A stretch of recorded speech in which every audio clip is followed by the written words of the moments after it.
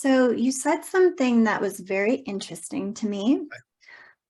You said that the metaphor could be conscious or unconscious. Yes. And I had always thought that if it was a metaphor, it would be unconscious because it's more creative oriented. It's not as logical. They have to almost create an experience internally in order to come up with the metaphor. So how are you relating it, saying that it could also be conscious? What if it's the same metaphor they've used to describe that problem 1,000 times? Do you think it becomes more conscious then? It's like they've rehearsed it.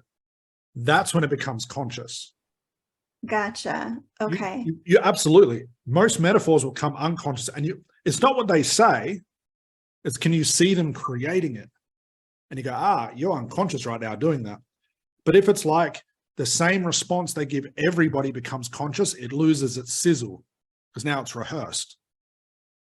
Okay. That's why I say you've got to pay attention to what's happening when they say it. What does it look like? Because you'll see a lot of them. Okay. And depending on the person, they could do it differently. It could be very fast or it could be slow. Every time. No client is the same. The worst thing you can do is I see Fritz as a client and I go, yes, that was awesome. Brilliant. That was a good language pattern I used. You know what?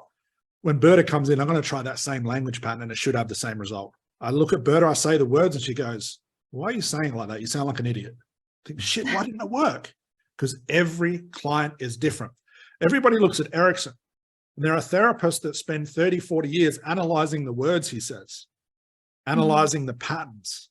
And he said it himself. It's got nothing to do with the words I'm saying. It's the context of why those words fit that very moment and why they won't fit any other moment. How could they? It's a different person. Does that make sense? Every client is different. Every client, you know this, every client does trance different. Every client expresses metaphors different. Every client is different, full stop. You cannot take one into the other. Because if that was the case, scripts will be worth millions of dollars. There are people that spend $20,000, $30,000 to learn how to read scripts, and these are scripts I can download offline for free. What am I learning? To read? I did that in school. I'm not learning anything.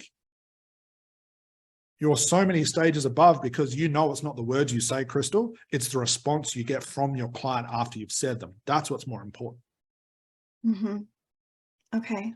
That's interesting. Thank you.